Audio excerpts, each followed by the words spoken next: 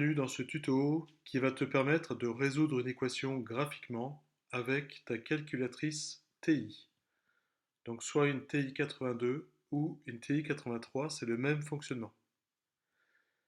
Nous cherchons ici à résoudre graphiquement l'équation f de x est égal à g de x en sachant que f de x est égal à x au carré moins 5, c'est la première fonction, et la deuxième est définie par g de x est égal à x plus 1. Ces deux fonctions sont définies sur l'intervalle moins 5, 5, c'est-à-dire pour toutes les valeurs de x comprises entre moins 5 et 5. Pour commencer, nous allons rentrer ces deux fonctions dans l'éditeur graphique de la TI. Pour cela, j'appelle fx, qui est cette touche qui est située tout en haut à gauche de ta calculatrice. Pour la première fonction, je rentre tout simplement x au carré en utilisant cette touche pour x, donc x au carré moins 5. Entrée pour valider. Et pour la deuxième fonction g, je vais rentrer x plus 1. X plus 1. Entrée. Nos deux fonctions sont bien rentrées dans l'éditeur. Maintenant, nous allons définir l'intervalle moins 5, 5. Cela se fait dans fenêtre. Et on va rentrer donc pour x min la valeur moins 5 en utilisant le petit moins entre parenthèses qui est là, et pas celui-ci qui est pour faire des opérations de soustraction. Donc là, c'est le petit moins qui est entre parenthèses. Moins 5, entrée, 5, entrée. Je laisse l'intervalle des graduations sur 1, ça veut dire qu'on aura une graduation toutes les unités. Je passe maintenant sur Zoom, qui est la troisième touche, et je lui dis entier, 8. Ça veut dire que nos fonctions vont être tracées comme il faut sur l'écran, en tenant compte de tout l'écran disponible. Pour trouver les intersections, il y a deux moyens. Le premier moyen est d'utiliser la fonction trace. Trace nous permet de nous balader sur les courbes. Ici, je me balade sur la courbe bleue. En utilisant les flèches haut et bas, je change de courbe. Là, je suis sur la courbe de G. Et je peux également me balader sur la fonction G et aller au plus près de l'intersection qui est ici. Et là, je constate que la valeur de x est moins 1,97, donc très proche de moins 2, mais c'est une solution approchée.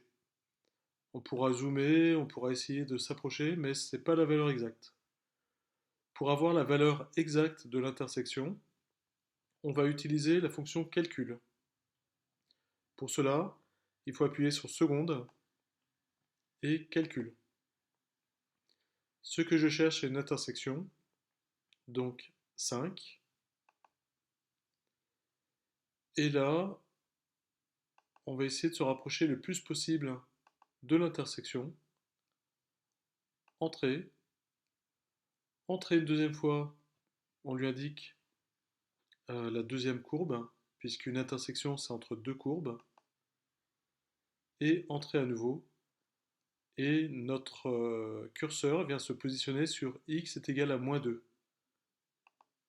C'est la première solution de l'équation. Pour trouver la deuxième solution, eh bien, je fais la même chose. Seconde, calcul, intersection, mais cette fois-ci, je viens me positionner tout près de la deuxième intersection, qui est ici. Entrée, à nouveau entrée, une troisième fois, et là, la calculatrice me propose x égale 3. Je viens noter cette solution ici, x2 est égal à 3. Nous allons vérifier si ces résultats sont cohérents. si x1 est égal à moins 2 est une solution de f de x est égal à g de x, ça veut dire que f de moins 2, c'est-à-dire l'image de moins 2 par la fonction f, doit être égale à g de moins 2.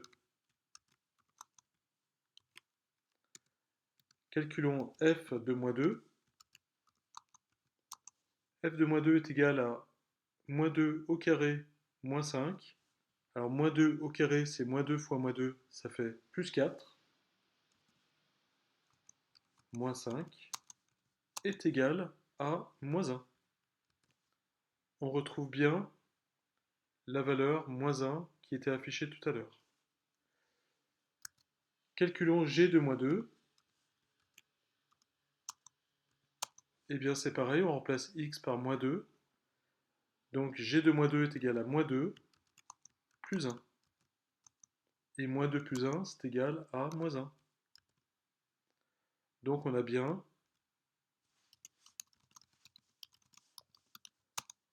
f de moins 2 qui est égal à g de moins 2. Cela veut dire que moins 2 est une solution de l'équation f de x est égal à g de x.